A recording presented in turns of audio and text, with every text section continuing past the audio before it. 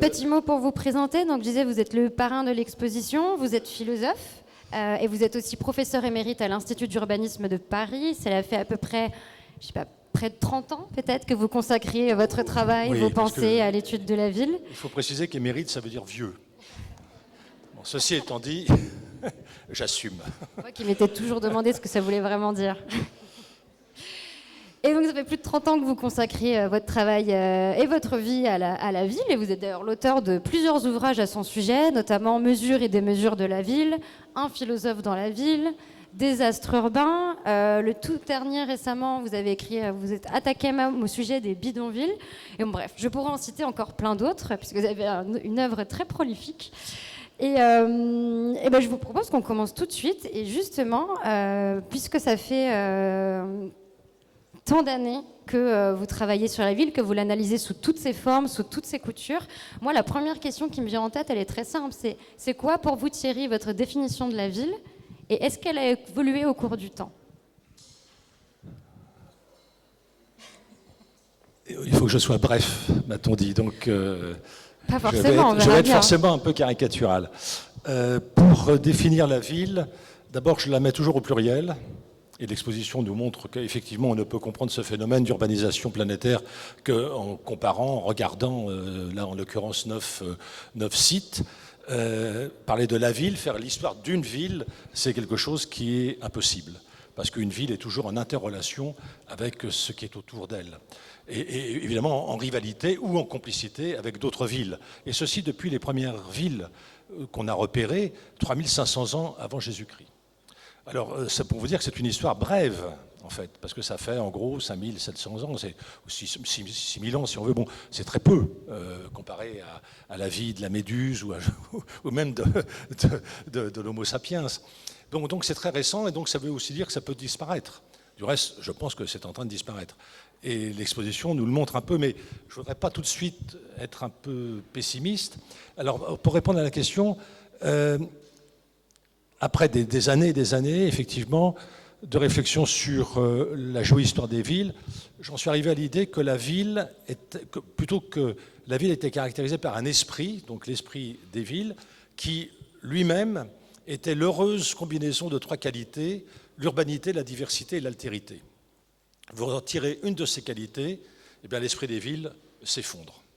Donc, très rapidement, l'urbanité, c'est un terme qu'on ne trouve pas chez les Grecs, qu'on trouve chez les Romains, on le trouve surtout sous la plume de Cicéron.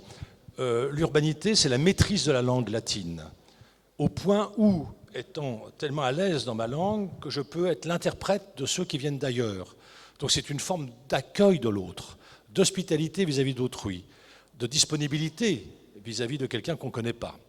Encore aujourd'hui, en français, le mot urbain désigne quelqu'un de poli, de déférent, d'aimable. Donc l'urbanité, vous voyez, ce n'est pas, on ne peut pas l'appliquer à un lieu, par exemple, ou à un banc. J'avais entendu comme ça un élu qui me dit « Ah, mais moi j'ai mis des bancs d'une très grande urbanité. » Je dis « Oui, si on peut s'asseoir dessus, c'est déjà pas mal. » Mais en fait, ce n'était pas le cas. Ils étaient des bancs comme ça, anti-SDF. Bon. Mais donc l'urbanité, c'est vraiment un rapport à la langue. C'est fondamental parce que l'être humain, il est, je fonctionne par trinité, il est situationnel, relationnel et sensoriel. Donc on voit bien que dans le relationnel, il faut qu'il puisse s'exprimer. Et pour s'exprimer, il s'exprime avec la langue. Et donc la langue est quelque chose de décisif. C'est une des difficultés du reste de faire une exposition sur 9 sites avec des langues différentes, parce que toutes les langues n'ont pas les mêmes mots pour désigner des choses qui sont plus ou moins semblables. Je donne un exemple très vite.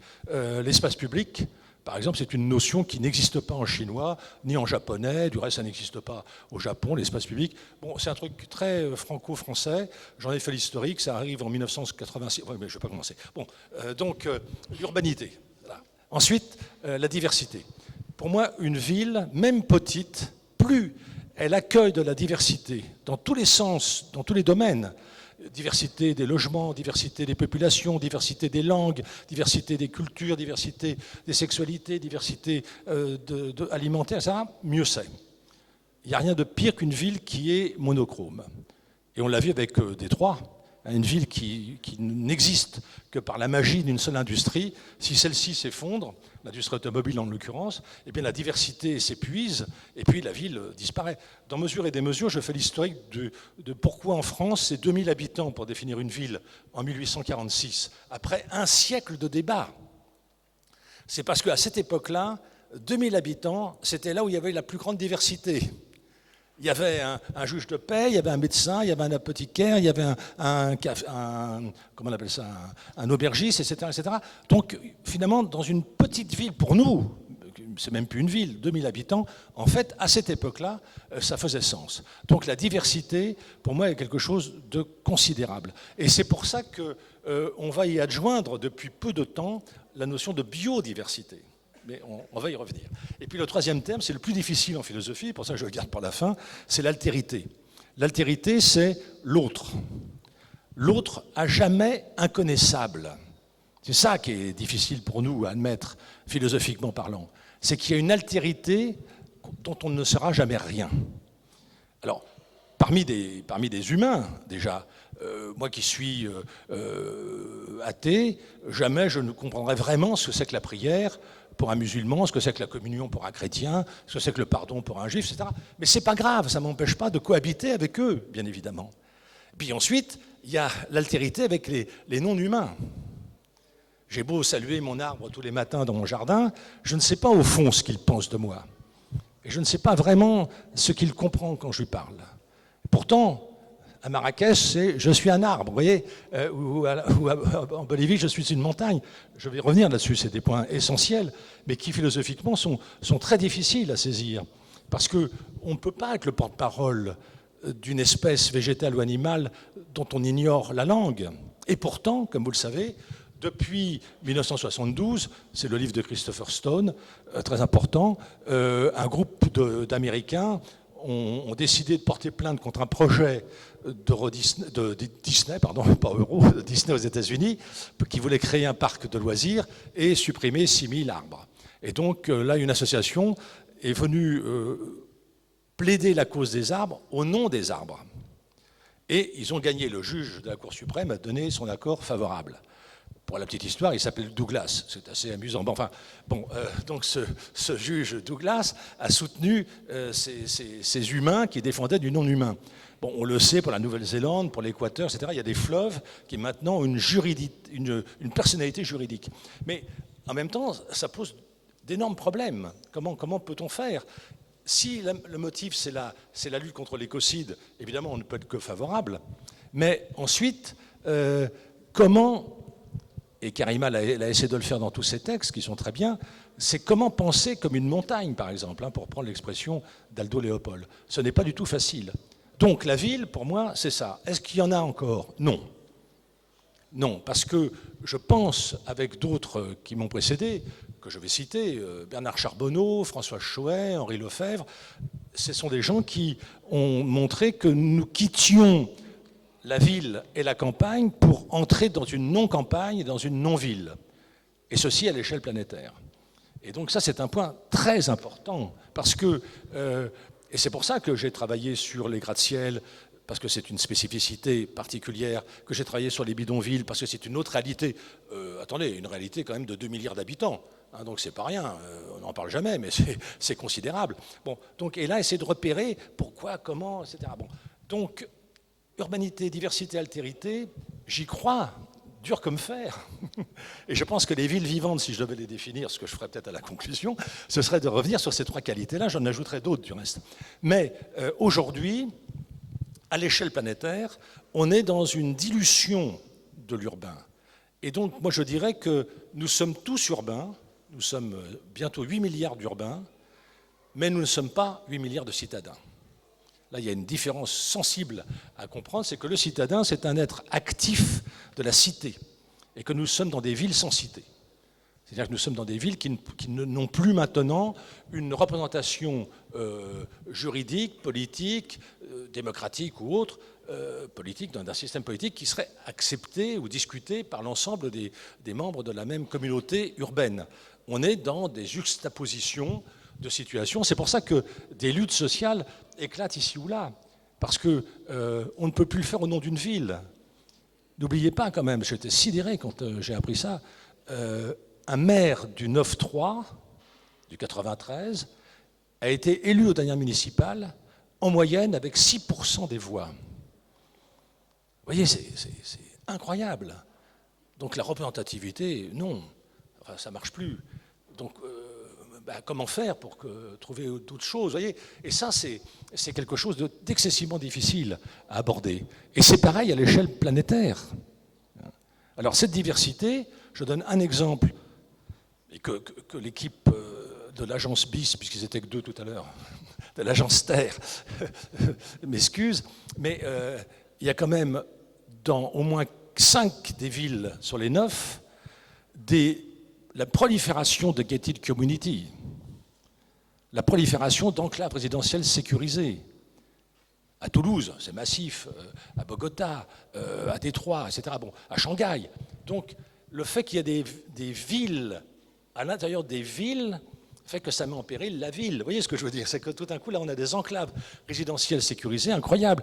J'étais invité, il y a 15 jours, à un meeting en dehors, dans une rue de Marseille, où un sociologue venait montrer le résultat de son travail de plusieurs années, 1550 voies privées à Marseille.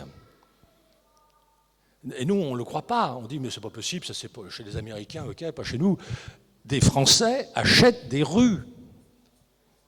Et les municipalités les vendent. Je peux vous donner plein d'exemples. Sauf qu'on dit, ah non, ça n'existe pas, ça c'est ailleurs. Ben si, ça existe. Et donc, je pense que si ça existe, ça veut dire que l'esprit des villes ne peut plus fonctionner dans cette diversité de respect mutuel, puisqu'il y a des citadins, entre guillemets, ou des urbains de niveaux différents. De niveau de ressources, de niveau de... Du reste, la carte est très bien montrée pour Bogota. C'est des signes de dollars qui nous montrent que là, ils sont concentrés là, ceux qui ont 5-6 signes de dollars, et puis ceux qui en ont un, ils sont ailleurs. Donc il y a bien des ségrégations socialo-spatiales qui démontrent que l'idéal de la ville ne fonctionne plus. Et nous sommes dans cette période qui existe depuis, enfin on est dedans depuis plus de 70-80 ans, une période où on utilise encore le mot ville pour désigner donc une commune de 2000 habitants ou une mégalopole de 35 millions, ce qui n'a plus de sens évidemment, et en même temps on ne peut plus qualifier ce qu'on appelle une ville autrement que dans des modes de consommation. Mais ça, c'est un autre débat. Oui. Merci beaucoup pour cette longue introduction, mais qui a permis de couvrir tout plein de sujets qu'on va pouvoir creuser derrière, donc c'est parfait. Moi, une question qui me vient quand je regarde l'exposition et quand je vous écoute, vous parliez justement qu'il y a de non-villes, qu'aujourd'hui on ne peut plus vraiment qualifier ce qu'on appelle ville de ville, et c'est vrai que depuis plusieurs décennies, on a un phénomène d'industrialisation et d'urbanisation très fort du monde, qui a conduit à une sorte d'uniformisation du modèle des villes, très occidentalisé. Et ce qu'on peut voir à travers la plupart de ces exemples, et moi 2 qui m'ont marqué, par exemple, qui sont Marrakech et Détroit, c'est à quel point aujourd'hui les villes justement qui essayent de se transformer puisent dans leur héritage historique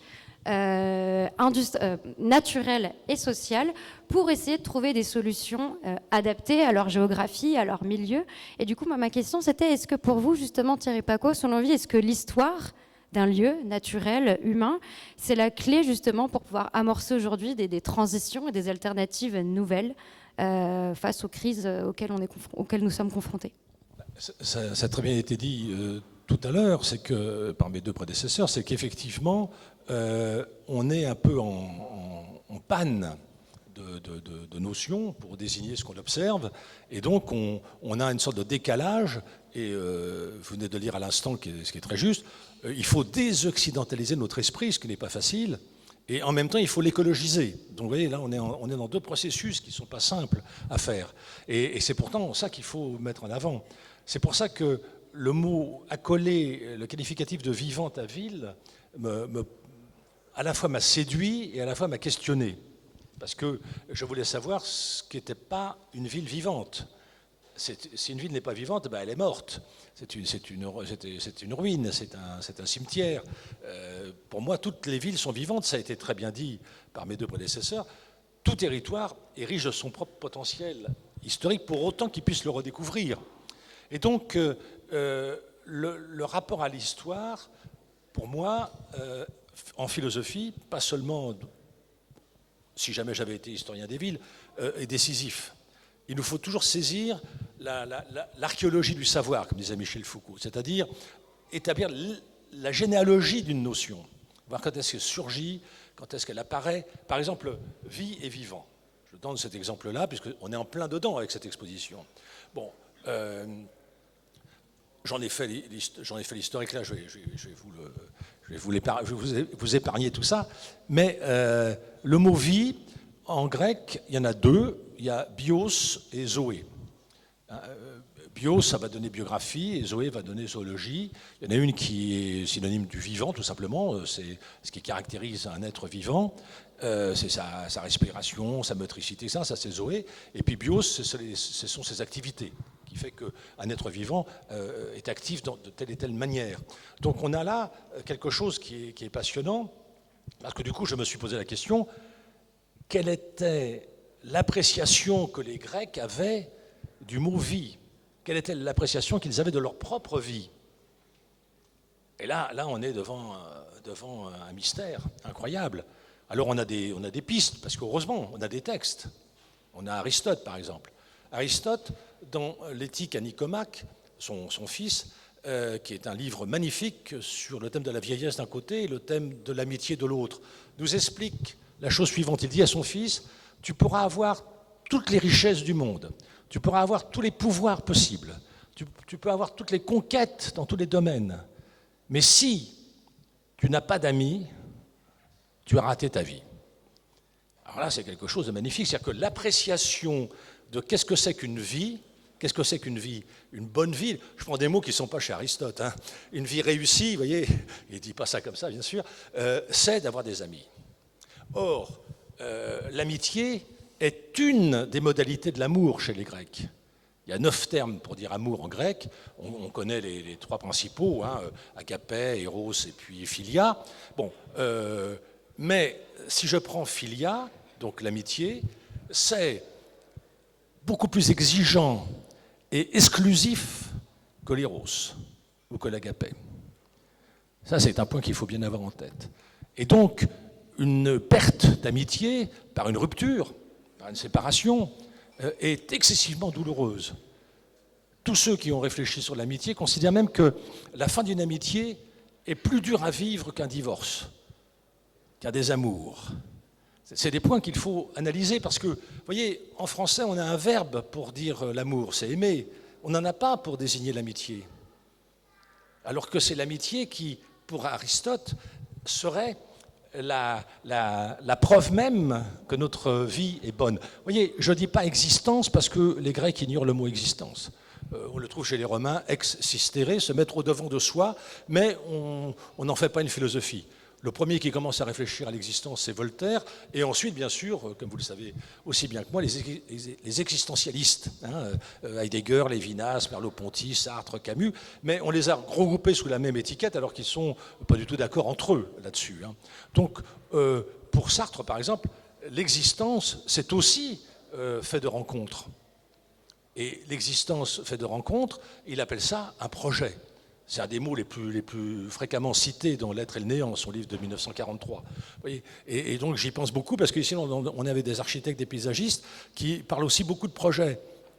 Or, je subodore qu'il faut maintenant parler de trajet et non plus de projet.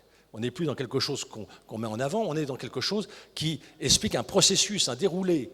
Donc vous voyez, je reviens à mon idée d'archéologie du savoir de Foucault. Il faut qu'on repère tous ces mots.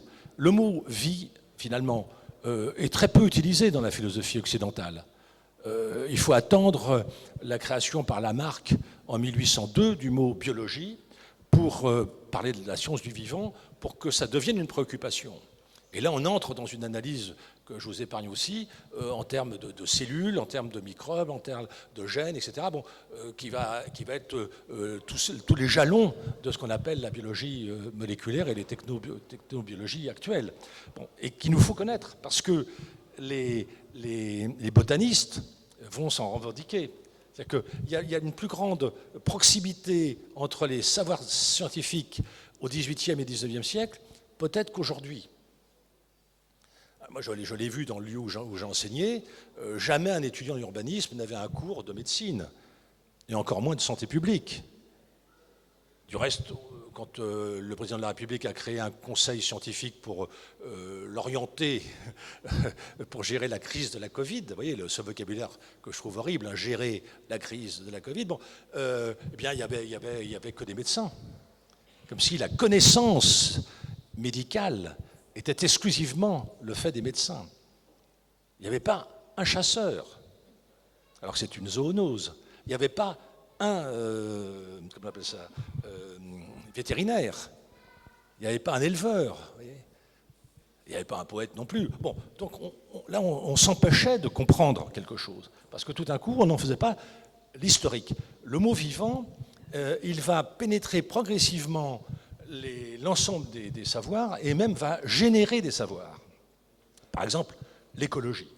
L'écologie, c'est un terme qui est inventé à partir du grec en allemand par Ernst Haeckel en 1866 et qui désigne en fait une phytogéographie, c'est-à-dire une géographie des plantes, qui avait déjà été initiée par un homme absolument admirable. Je vous conseille non pas de lire, parce que c'est très difficile, mais de lire l'excellente biographie qui est sortie sur lui il y a quelques années, c'est Alexander von Humboldt. Là, voilà quelqu'un qui est incontournable. C'est un homme d'une culture éblouissante, c'est un voyageur, c'est un homme de terrain, hein, qui circule et qui, justement, va dans les hauts plateaux de l'Équateur et il constate de visu que la déforestation permet l'agriculture de rente, que l'agriculture de rente provoque l'érosion, que l'érosion provoque un changement climatique, et que pour qu'il y ait cette agriculture de rente, il faut qu'il y ait l'esclavage. Et donc tout d'un coup, il saisit les interrelations entre des trucs que d'habitude on n'associe pas. Et ça, c'est décisif, évidemment. Et donc, ce Humboldt, qui me fascine, est aussi le premier, vraisemblablement, à utiliser l'expression « génération future ». En 1812, vous voyez, donc c'est intéressant à repérer. Qu'est-ce qu'il a en tête? Qu'est-ce qu'il veut dire par là? Comment on pensait le devenir du monde à cette période où on était encore, nous, dans les guerres napoléoniennes? Voilà, c'est ça qui est important. Et Humboldt, il va nourrir deux personnages massifs sur lesquels je voulais vous parler, mais je ne vais pas le faire, parce que Christelle a d'autres questions à me poser. C'est Darwin, Cosmos et le livre de chevet du jeune Darwin, quand il est mousse sur son fameux bateau. Et l'autre, c'est un type absolument incroyable qui s'appelle George Perkins Marsh. Je ne sais pas si ça vous dit quelque chose, qui en 1864 publie un ouvrage majeur qui s'appelle Homme et Nature, qui n'a jamais été traduit. Élisée Reclus voulait le traduire, bon, finalement ça ne s'est pas fait. Et ce livre, Homme et Nature, est la démonstration que ce sont les activités humaines qui perturbent, chahutent, transforment les écosystèmes.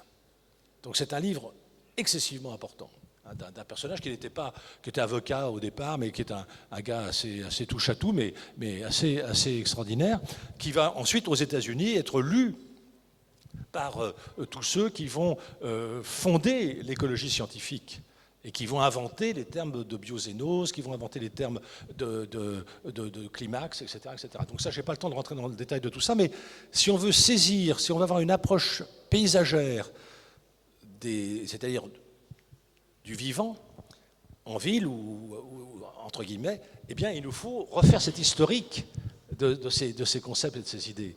Parce que ça change tout. Moi, j'ai essayé de faire un cours sur Buffon avec le vocabulaire de Buffon. J'y suis pas arrivé. Parce que je ne pouvais pas ne pas parler avec des termes qui étaient anachroniques pour lui et dont il ignorait tout, comme par exemple écosystème, qui est un terme très important, organisme, vous voyez, des mots comme ça. Alors, il y a juste un point, parce que c'est lié aux villes, et c'est un point que je développe de plus en plus, sans aucun succès, mais c'est pas grave.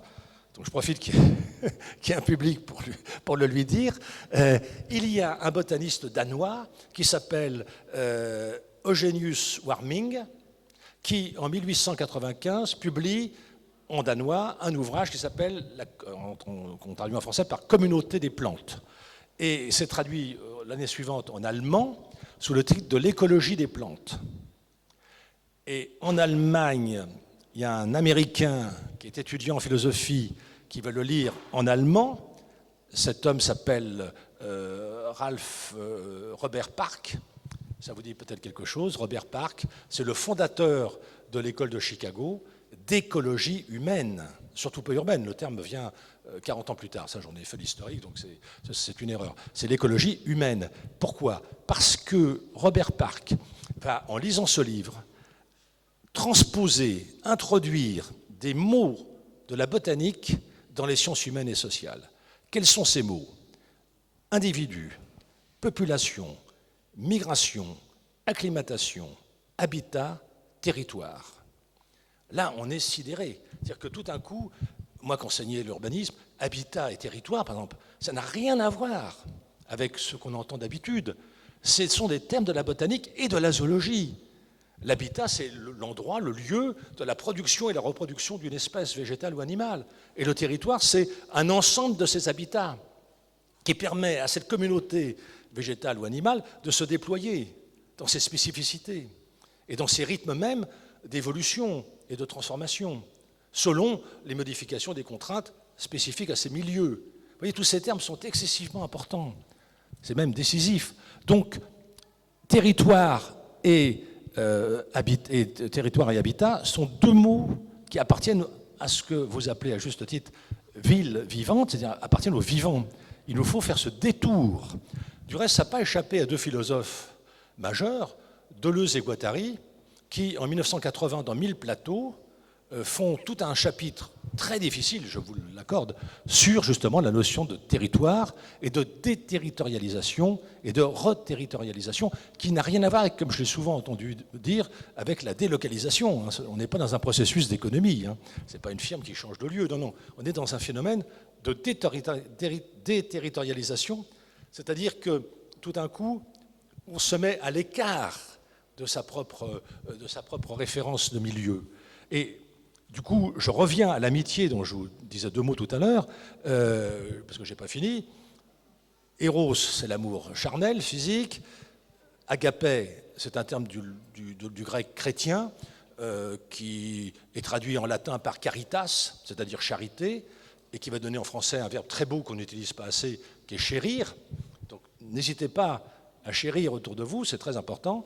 Et puis, philia, c'est l'amitié. Mais l'amitié entre humains, moi je la complète et je l'observe dans les textes de Karima, elle ne le dit pas de cette manière-là, mais c'est ça qu'elle pense, j'imagine, c'est que nous pouvons être l'ami des lieux. Topophile, c'est un terme de Bachelard. Nous pouvons être l'ami du livre. Moi, je suis un ami du livre. Mais je connais des gens qui sont l'ami de l'océan, l'ami de la forêt. Donc nous avons des formes d'amitié nouvelles qui participent à ce qu'on va appeler justement un ensemble vivant. Parce que ces amitiés-là, elles sont, comme celles entre humains, exclusives et exigeantes. L'amitié se cultive quotidiennement. Un livre que vous n'ouvrez plus vous tourne le dos. Et ça fait mal. Et donc en parlant de ces relations d'amitié et d'amour, justement, dans cette régénération, cette restauration des villes, elles qui ont été longtemps coupées avec le vivant du fait de la modernisation, de l'artificialisation, de la bétonisation, comment justement on recrée, on refait communauté entre humains, non humains, entre la ville, son territoire naturel? C'est la question centrale de ce qu'il faut qu'on fasse. Mais déjà, il faut se débarrasser d'un certain nombre de termes qui servent à rien. Par exemple, transition. Bon, là, je ne vois pas l'intérêt de ce terme, mais enfin, bon, il y a même un ministère de la transition. Bon, pourquoi pas. J'ai fait l'historique du mot transition, parce que je suis lexicographe chez Larousse, entre autres choses. Bon, donc du coup, j'ai fait l'historique. C'est un thème qui vient d'abord de la démographie, avant la Seconde Guerre mondiale, et ensuite qui appartient au vocabulaire marxiste. C'est de la transition entre le capitalisme et le communisme. Donc le mot transition, là il y a eu des kilos de livres là-dessus, bon, passionnant, et tout d'un coup on trouve les villes en transition, mais Hopkins, que j'ai questionné à ce propos, a trouvé ce terme, enfin, sans en avoir fait l'historique, ça ne l'intéressait pas trop. Il voulait simplement dire qu'il y avait un pic pétrolier qui allait arriver et que c'était une échéance tragique si on ne faisait rien. Et donc il fallait modifier notre rapport à la consommation énergétique. Donc c'est quelque chose... mais vous allez à Totnes, je ne sais pas si certains y ont été, moi j'y suis allé, on ne sait pas qu'on est dans une ville en transition.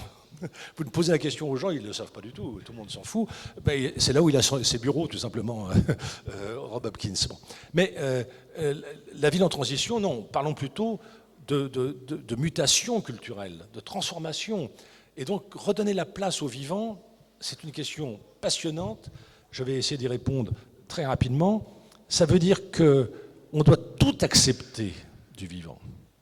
Donc on n'est plus dans la classification des espèces qui seraient nuisibles ou hostiles et des espèces qui seraient bénéfiques ou utiles. Du reste, plusieurs ouvrages existent sur les animaux nuisibles. Ce n'est pas les mêmes qu'on trouve en 1800, 1850, en 1900, en France ou en Italie. Bon, donc il y a là des transformations. Donc il faut saisir le vivant comme un tout. Et là, du coup, se pose la question de est-ce qu'on est prêt à accepter la cohabitation? On le voit avec ceux qui veulent réintégrer des ours ou des loups dans les campagnes. Bon, ben, ils ont des agriculteurs qui aiment la nature. Ça fait aucun doute, mais qui sont contre parce que il en va de l'avenir de leur propre cheptel. Bon. Donc on voit que c'est très difficile. Dans le débat sur les villes, et on l'a bien vu dans les 9 panneaux, l'agence Terre répond à votre question en disant on va favoriser au maximum ce qui relève de l'eau et de la potentialité du sol. Donc ça c'est déjà très très bien. Mais le sol et l'eau ne vont pas forcément ensemble pour telle ou telle culture qu'on va mettre en avant. Parce que là aussi, il nous faut regarder, alors ça a été fait pour votre exemple sur la Hollande, qui est très bien, ou sur même l'île, il faut d'abord faire une sorte d'inventaire de toute la faune et la flore locale. Car comme ça a été dit tout à l'heure, mais ça c'est une vieille histoire que de Candolle avait déjà dit au milieu du XIXe siècle, la végétation et les animaux, ce sont des réalités en mouvement. Bon, certes, Gilles Clément l'a théorisé, mais bien avant lui, depuis très longtemps, on sait qu'il y a des dynamiques qui se font que, effectivement, des plantes adventices qu'on ne connaissait pas un siècle avant arrivent là, on ne sait pas trop comment, peut-être par un oiseau qui avait une petite graine dans son bec, et hop, ça pousse. Et ça devient finalement une végétation locale. Donc cette idée-là que le vivant, c'est une tautologie, que le vivant est vivant, c'est un point très important parce que Bichat avait dit que le vivant, c'était tout ce qui n'était pas mort. Une sorte de la palissade. Mais Claude Bernard, 20 ans plus tard, dit non, le vivant, c'est 1, ce qui n'est pas mort, et 2, ce qui crée.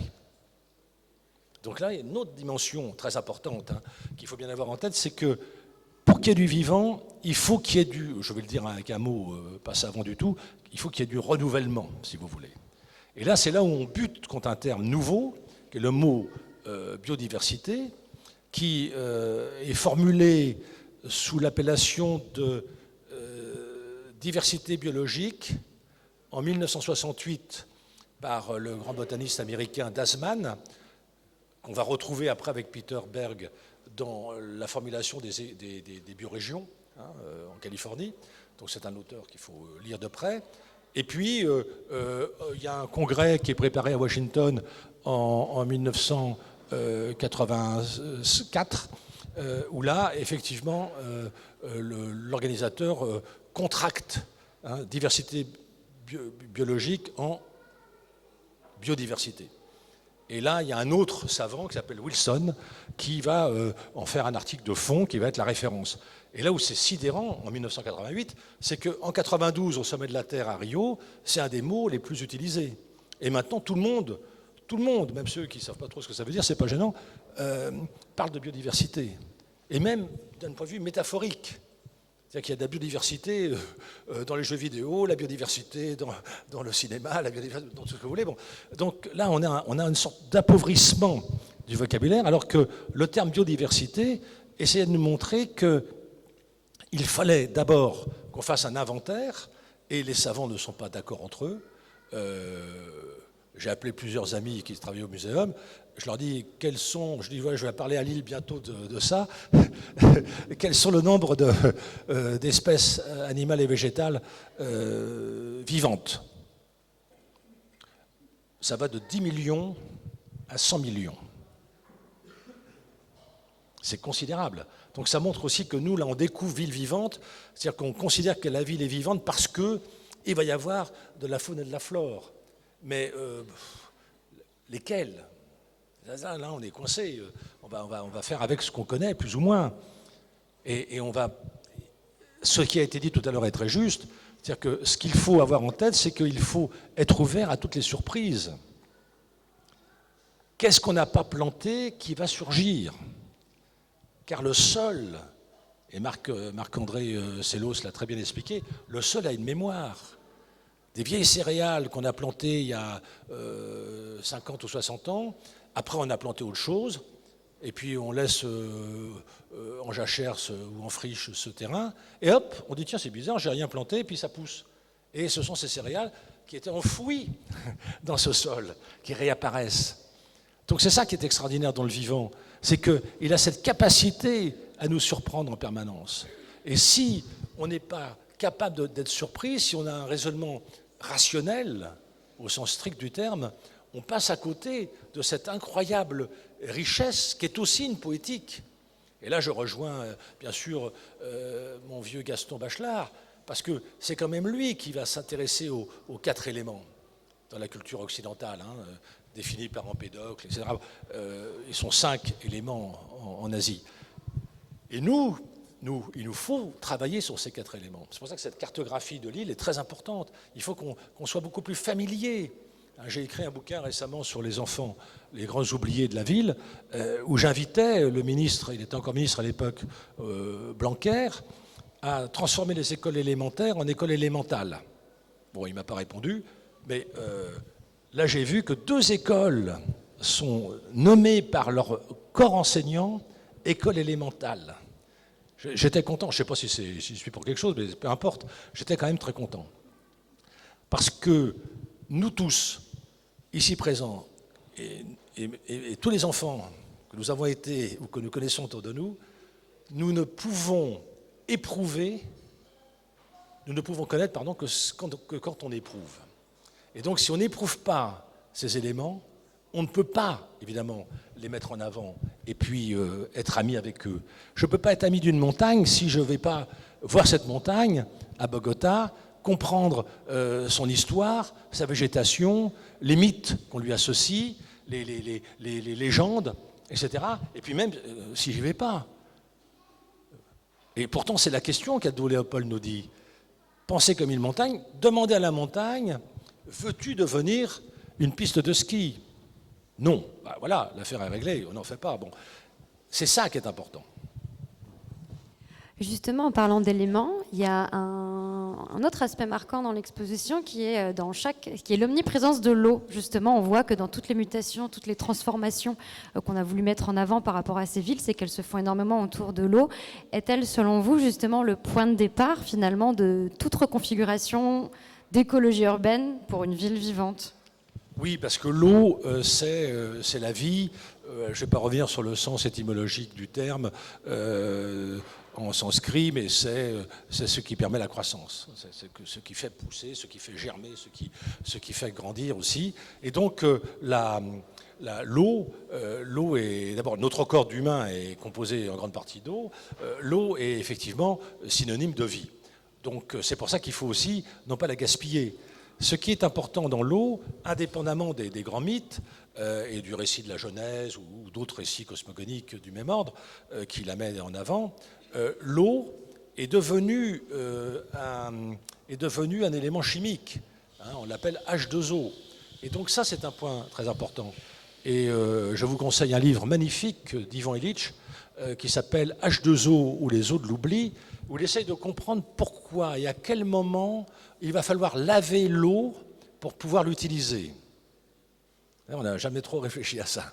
Mais il faut qu'on lave l'eau, qu'on la laisse décanter, qu'on la traite chimiquement pour pouvoir l'utiliser. C'est quand même un truc paradoxal. Et donc ça veut dire qu'on l'a sali cette eau auparavant, ou qu'on l'a laissé se polluer. Et puis en même temps, il essaie de comprendre depuis quand l'eau va être intégrée à la ville.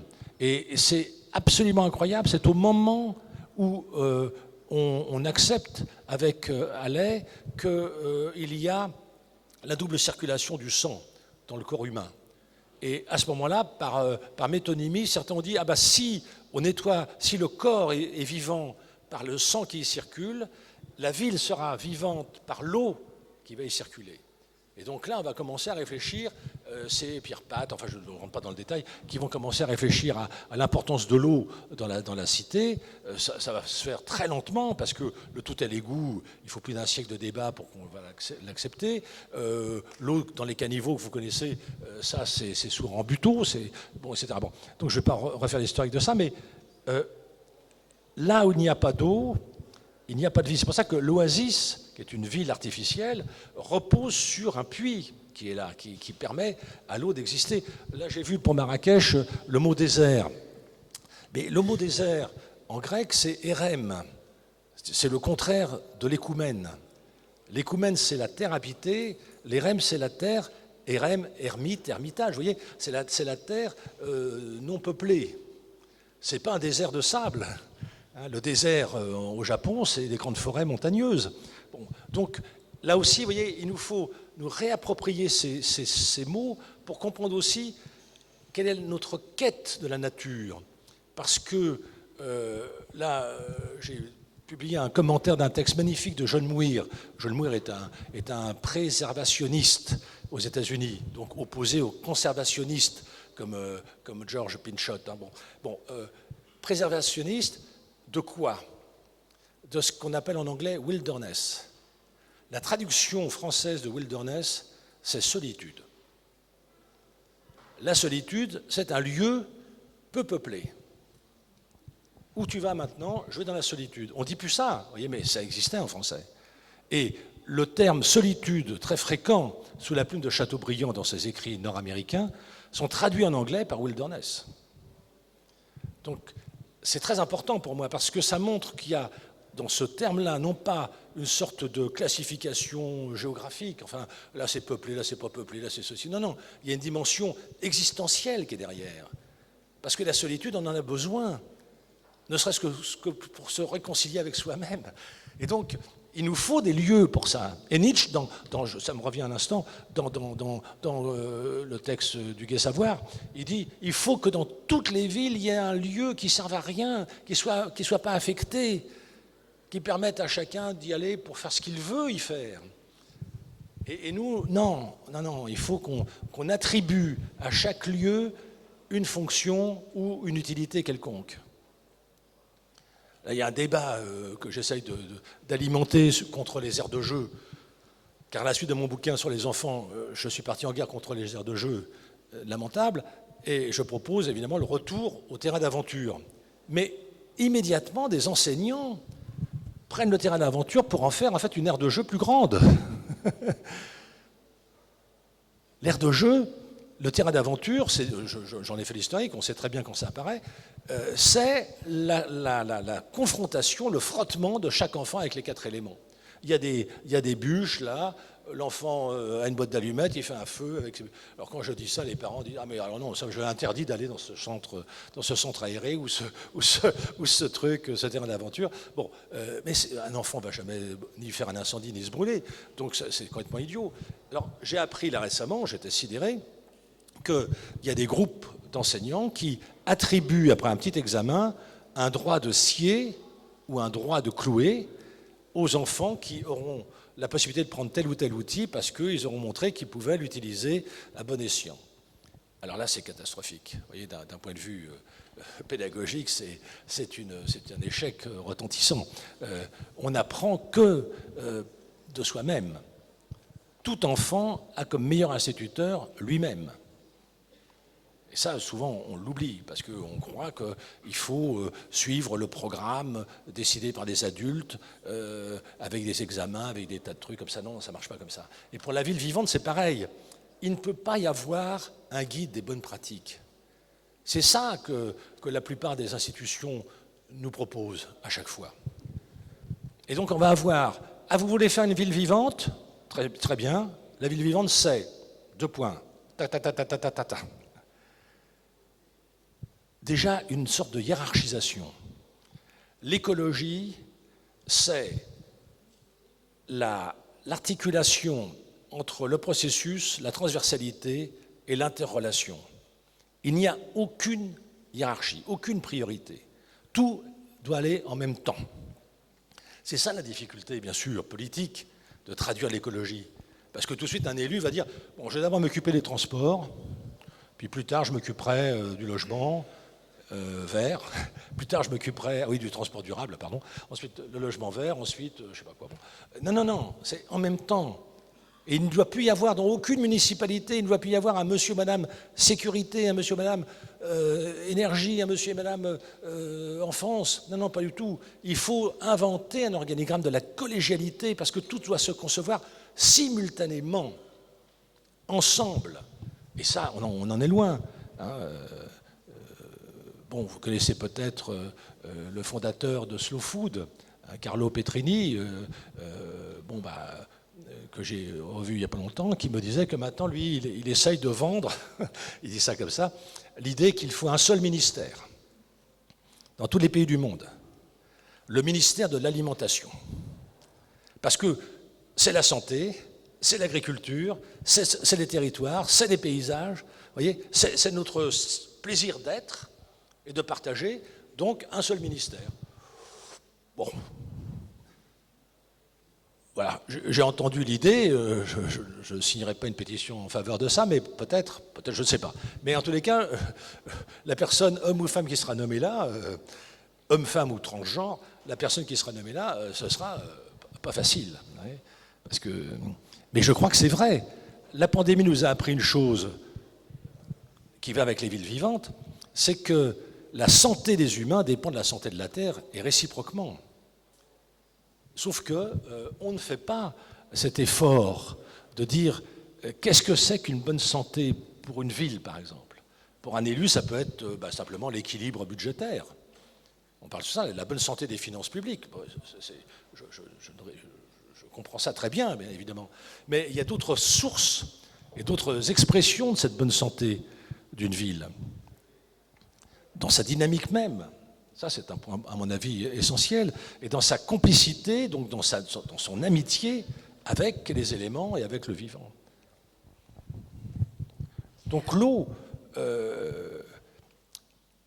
bon, il y a le stress hydrique, enfin, on connaît tout ça maintenant. Il y a le coût de litres d'eau d'un steak, d'un jean, d'une voiture, tout ça. Bon, donc on peut tout quantifier. Et là, on voit à quel point il nous faut être capable de promouvoir des alternatives frugales, beaucoup plus sobres. On gaspille trop d'eau. Alors les bassines, là, n'en parlons même pas. Enfin, c'est indéfendable. Mais voilà, bon, c'est comme ça. Donc on est là dans quelque chose dont on n'a pas encore pris la mesure parce que quand j'ai fait mon bouquin sur les bidonvilles, je me suis aperçu que les maladies infantiles liées à la mauvaise qualité de l'eau et à l'absence même d'eau potable sur place, étaient responsables de millions de morts chaque année. Mais c'est 2-3 millions. À l'échelle de 8 milliards, ça paraît peanuts, hein, mais ça ne fait pas la une de l'actualité. Donc, on voit bien que l'eau, c'est pas seulement, comme nous le dit si bien Bachelard, un appel à la rêverie, parce que ça, je l'ai constaté. Quand on regarde l'eau du caniveau comme ça dans une ville, pour peu qu'on ait un peu d'imagination, on est tout de suite entraîné soit à l'estuaire, soit à la source.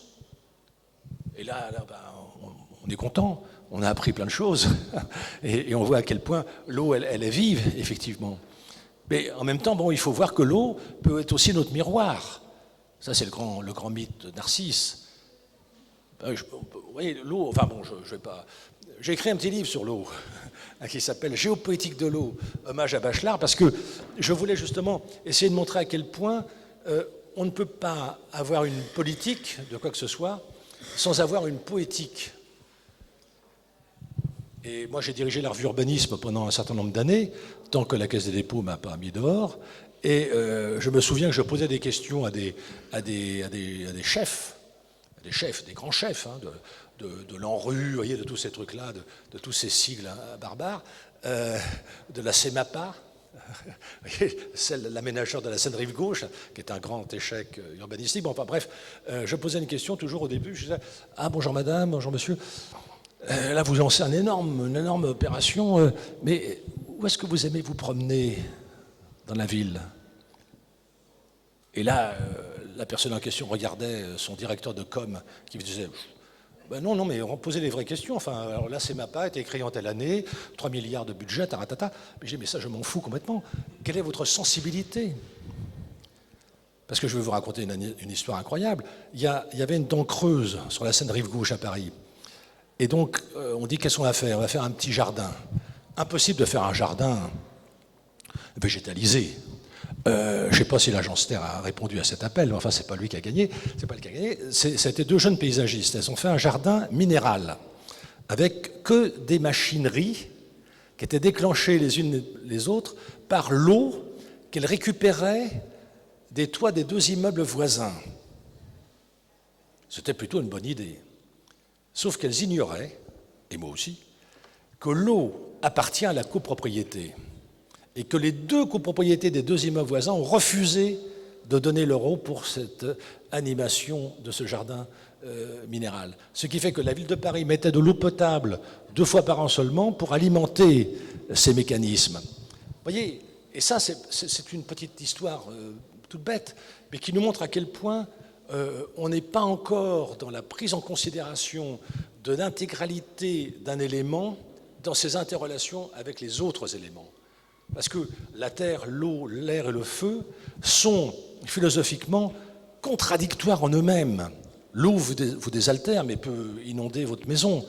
Et c'est pareil pour les 3 autres. C'est-à-dire que par l'approche élémentale, vous découvrez la dialectique du monde. Et ça, c'est irremplaçable. Parce que vous comprenez que rien ne se stabilise, qu'on est toujours dans quelque chose qui n'est pas l'équilibre, mais qu'on est toujours dans quelque chose qui s'appelle l'harmonie. L'harmonia en grec, c'est le joint, c'est la jointure, c'est le gond, c'est ça l'harmonia. Alors ensuite ça rentre dans le vocabulaire de la musique, mais c'est d'abord un terme d'architecture navale. J'ajuste des planches de guingois pour assurer l'étanchéité de mon embarcation.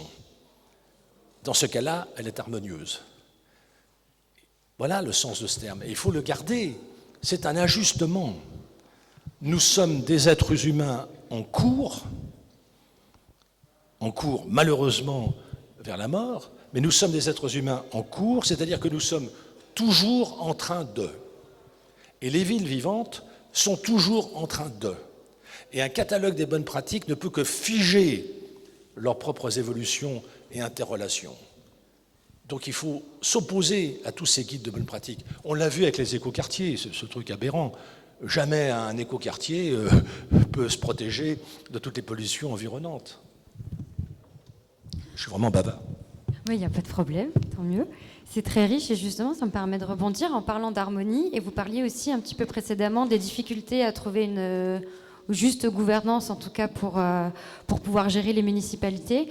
Et ça me fait penser que dans une autre interview dans laquelle j'ai pu vous entendre, vous disiez que la structure des mégalopoles n'est pas une configuration souhaitable pour l'avenir des villes.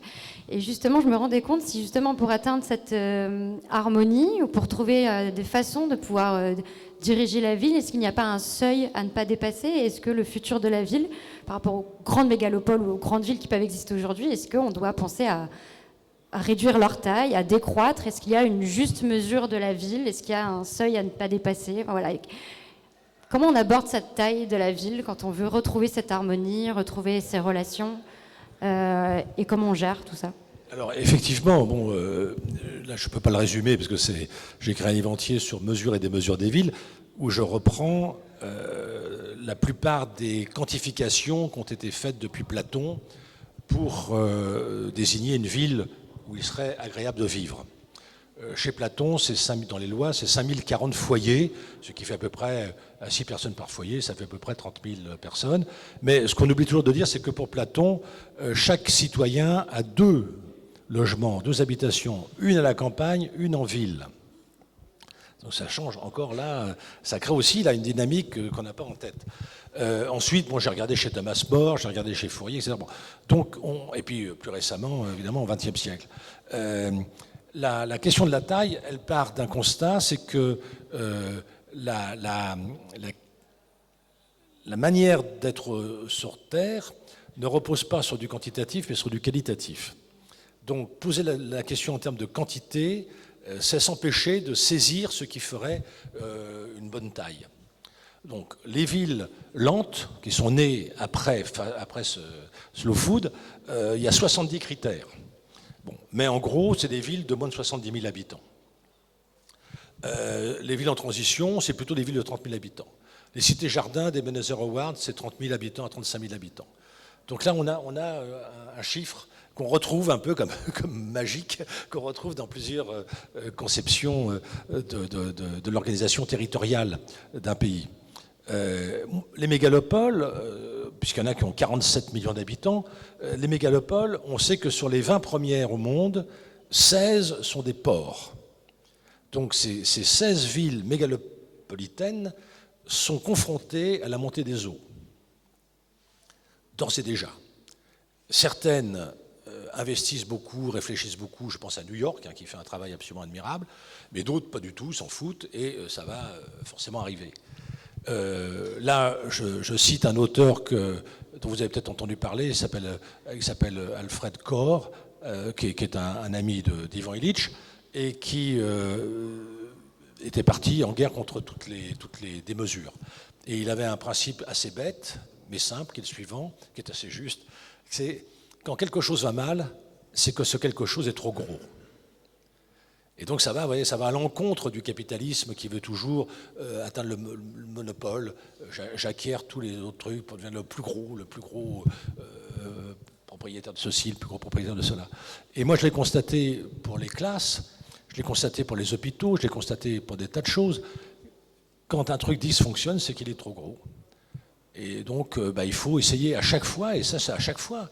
Là aussi, il n'y a pas de bonne pratique. C'est à chaque fois, il faut en faire l'expérience pour trouver sa juste mesure, que j'appelle la juste plénitude. C'est un terme plus philosophique que je trouve plus fort. Il nous faut chercher la juste plénitude, et non pas l'adéquation entre la taille d'une ville et son milieu, par exemple. Vous voyez, vous avez tout de suite compris que, pour moi, je parlais de non-ville et de non-campagne, c'est parce que je pense que dorénavant, il nous faut imaginer des biorégions.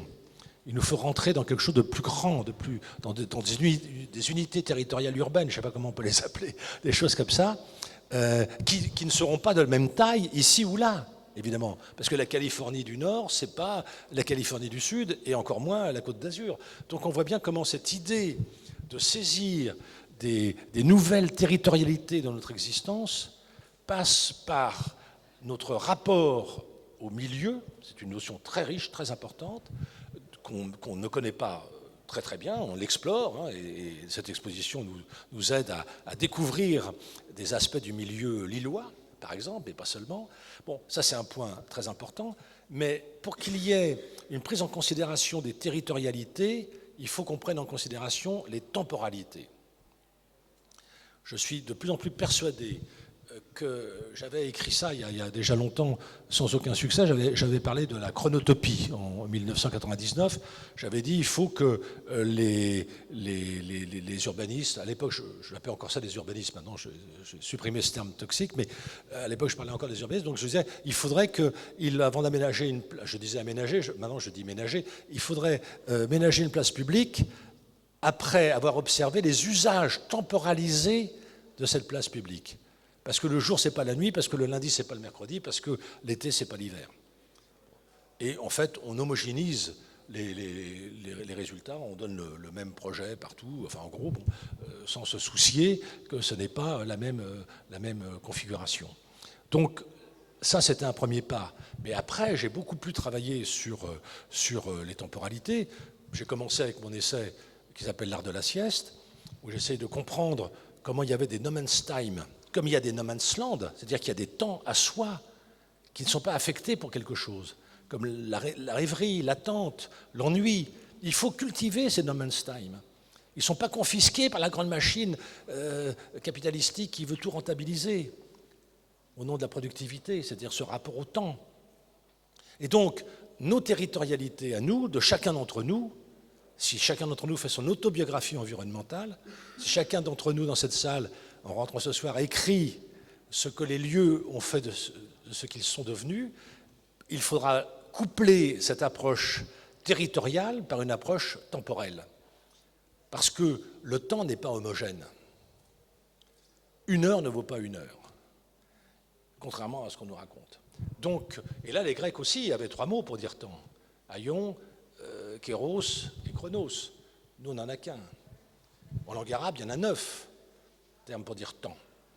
Donc, vous voyez, là, on est dans quelque chose de beaucoup plus subtil, de beaucoup plus riche. Nous, 1 heure, 24 heures, un siècle, c'est quasi pareil. Pas du tout. Et donc, dans les 9 villes de cette exposition, si on avait fait une approche temporelle des activités de chacun, on aurait des électrogrammes, des électrocardiogrammes, je vais appeler ça comme ça, différents d'une ville à une autre. Aucune ville ne se lève à la même heure, aucune ville ne se couche à la même heure.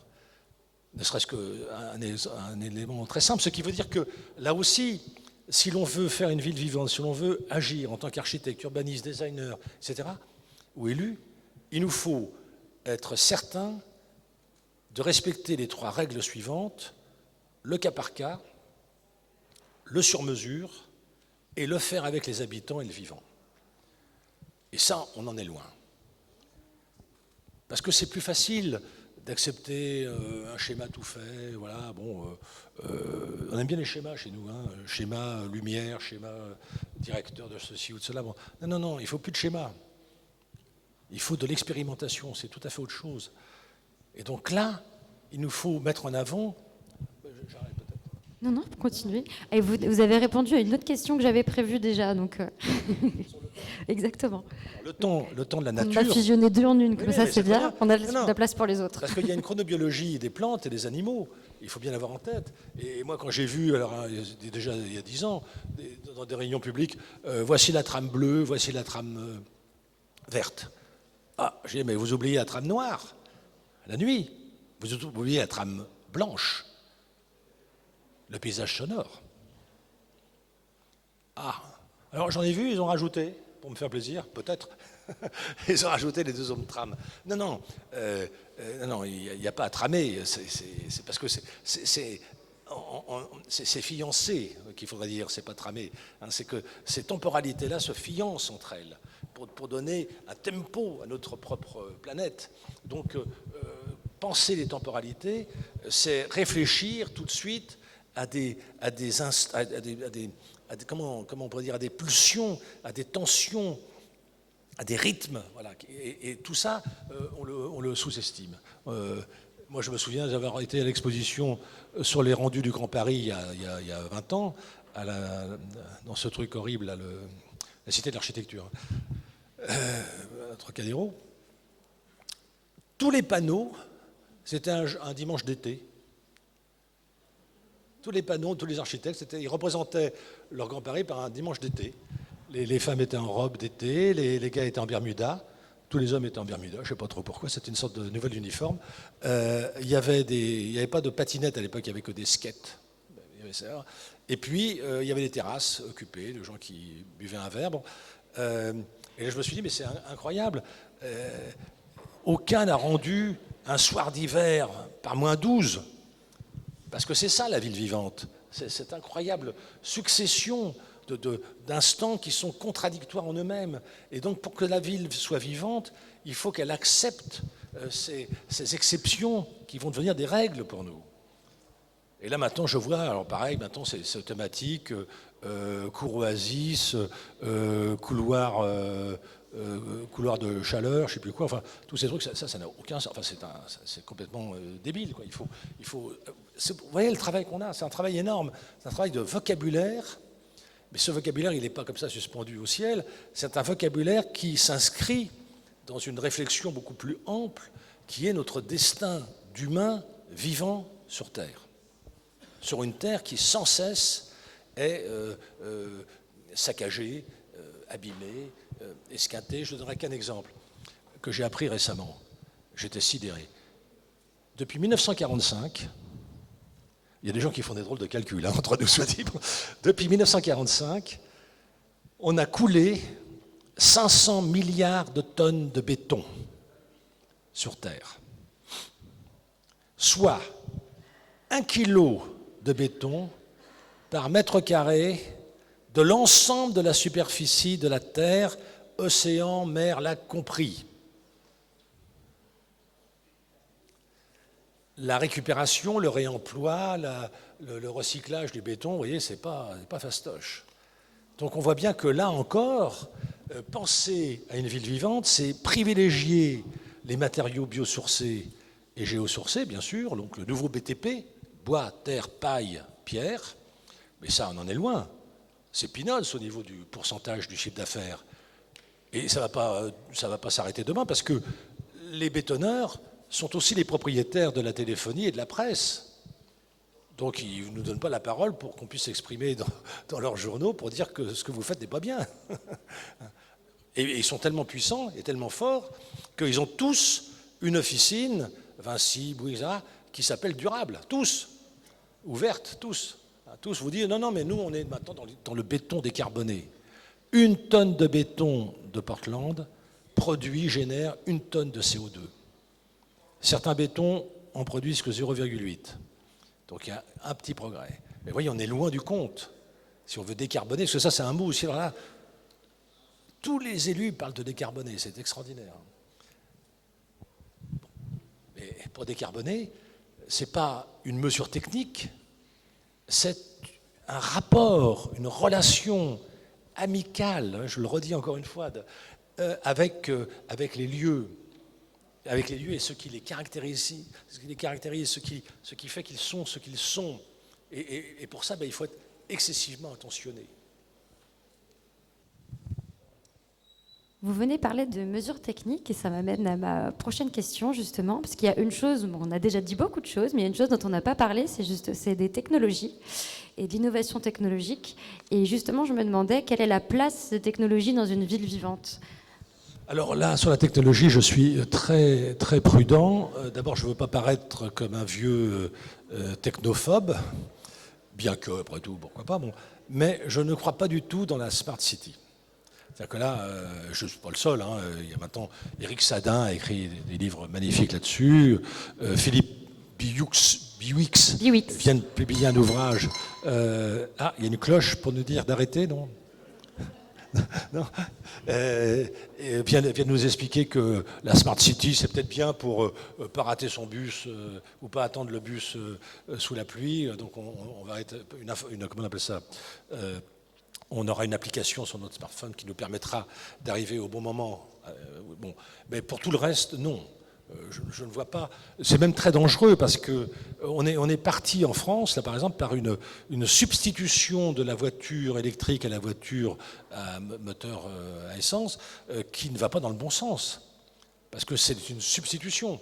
Ce n'est pas le fait de repenser et de transformer l'organisation territoriale, les relations entre le logement et le travail, tout ce qui nécessite, quand on y réfléchit, c'est incroyable. Tous les matins, vous avez 500 000 personnes qui viennent de toute la banlieue parisienne à la Défense. Et le soir, les mêmes 500 000 rentrent chez eux. Et vous vous dites, mais on ferait un film d'animation, ça montrerait un truc de fou. Bon. Donc, c'est tout ça qu'il faut repenser. Et donc là, la technologie, pour moi, je m'en méfie parce qu'elle apparaît trop souvent comme étant la solution. Elle ne l'est pas.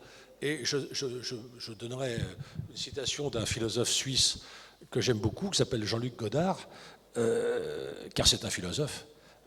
Il comme ça un jour, dans un débat, il dit avant, il y avait machin, maintenant il y a machine. Et je trouve que cette phrase est magnifique. Donc il faut des machins, mais plus de machines. Enfin, voilà. Et donc là, on est dans quelque chose qui nous déréalise, qui nous rend dans une irréalité totale, et surtout une décorporéité.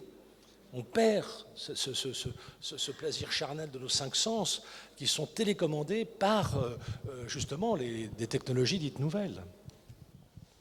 que vous croyez du coup à quelque chose comme la ville low-tech, justement comment on repense les technologies pour ne plus aller dans cette trajectoire technophile? Non, non, je ne pense pas du tout, parce que, au contraire, d'abord, ce sont des technologies très coûteuses en énergie. Il faut voir les center data, je comprends, je vais trop vite, les data centers, je vais y arriver, c'est effrayant. Bon, donc là, on voit bien que si on est contraint à réduire notre consommation d'énergie, ce n'est pas possible si on multiplie justement tout ce qui consomme de l'énergie. Bon, donc là, on a, vous voyez, des choses toutes simples. Je parlais tout à l'heure du cas par cas, du sur-mesure, etc. Mais un habitat, un logement traversant, voilà quelque chose qui me semble mieux qu'un habitat équipé d'air conditionné. Mais bon, j'étais président c'est quand on est vieux, on est aussi président. J'étais président du jury de l'école de Paris-La Villette en architecture il y a 3-4 ans avant la Covid, donc il y a 7-8 ans. Donc j'ai assisté à une quarantaine de soutenances et de diplômes que j'ai lus. Il y en avait 2 qui étaient préoccupés par l'écologie. 2. Tous les autres, technologie nouvelle, gratte-ciel, qui est un truc énergivore, enfin il faut forcément être contre, on ne peut pas défendre le gratte-ciel, énergivore, et puis air conditionné. Donc ça avance tout doucement, ça avance. Il y a de plus en plus d'étudiants, j'en vois que je suis très sollicité pour diriger des thèses comme ça, qui veulent aller dans autre chose. Et le collectif ETC qui a commencé il y a déjà 15 ans. Bon, il y a des gens, les pailleux, qui font un travail admirable. Ça prend, mais ça prend tout doucement. C'est très très lent. Parce que le corps enseignant, même avec des jeunes profs, sont bétonneurs. Ils ne connaissent pas grand-chose d'autre. J'aurais dû demander s'il y en avait dans la salle, parce que je ne veux absolument pas vexer quelqu'un. Mais voilà, on est pris dans... Et vous voyez, c'est très difficile pour chacun, mais c'est chacun d'entre nous. Hein. Écologiser notre esprit, c'est très difficile. Moi, je fais des choses que je n'avais jamais lues, parce que je me dis, il faut que je sache ça. Parce que je ne peux pas parler du vivant si je ne connais pas un petit peu de biologie, un petit peu de ceci ou de cela. Et si possible, bien. Enfin bon. Et donc ça, c'est un effort. Hein, là, j'ai travaillé récemment sur le matériau terre, parce qu'effectivement, c'est le plus ancien, il est partout. Voilà. Mais il y a le pisé, il y a la bauge, il y a l'adobe, il y a bon. Et donc tout ça, il faut réactiver des savoir-faire qui ont parfois disparu. Et donc là, on est prisonnier de ça. Et c'est pour moi très, très jouissif. Enfin, c'est satisfaisant de redémarrer, vous voyez, des choses. Bon, j'ai écrit un bouquin sur les toits il y a quelques années, parce que je voulais comprendre pourquoi les toits n'avaient plus que 2 formes à l'échelle mondiale et un seul revêtement ou 2 revêtements, la tôle ondulée ou le ciment. Bon. Et puis j'avais trouvé dans des livres de géographie la France de la tuile, la France du chaume, la France du zinc, la France de l'ardoise, etc. Bon. Et puis j'ai fait une étude précise du toit, du mot toiture, c'est apparenté à textile, à texte. Vous voyez, il y a des parentés absolument extraordinaires. Bon. Donc on voit bien qu'un toit n'est pas simplement quelque chose qui protège, même s'il protège comme un drap nous protège, hein, donc le drap nuptial chez les Grecs. Bon. Enfin, voyez, donc je fais l'historique de tout ça pour bien comprendre que derrière la forme symbolique d'un toit, il y a un rapport à un milieu et un rapport à une communauté. Et que tout d'un coup, hop, on standardise tout et on fait des toits terrasses qui, dans les bidonvilles, sont des toits plats de tourne du nez, mais un toit plat ou un toit à 2 pentes.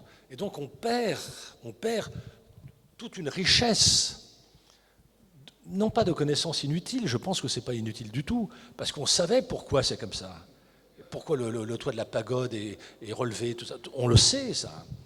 Et donc, on le perd parce qu'il y a une espèce de vague capitalistique qui nous submerge tous, qui font qu'on est dans une forme d'homogénéisation.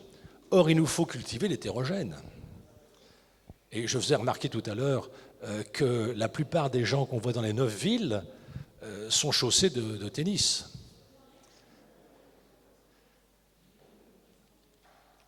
Pourquoi pas? la question n'est pas qu'il n'y ait pas de tennis. Ne faites pas dire ce que je n'ai pas dit.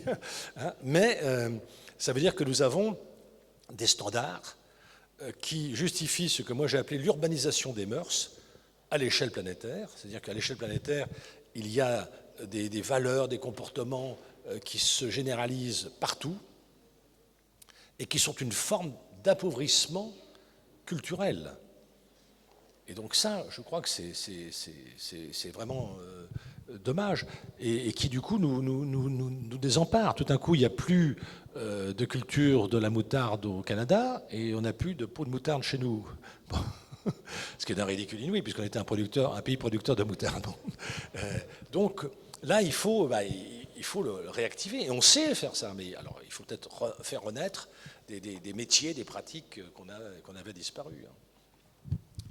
Donc il y a quand même un point que je voudrais mentionner, parce que c'est une phrase que j'aime beaucoup d'Aldo Leopold. Vous voyez, Aldo Leopold, c'est un forestier nord-américain qui a travaillé d'abord sur, le mot ne me plaît pas, sur la gestion de la chasse. Parce que si on laisse se démultiplier les cervidés, bon, ben, ils attaquent les arbres, ils attaquent les cultures, etc. Donc il était chasseur.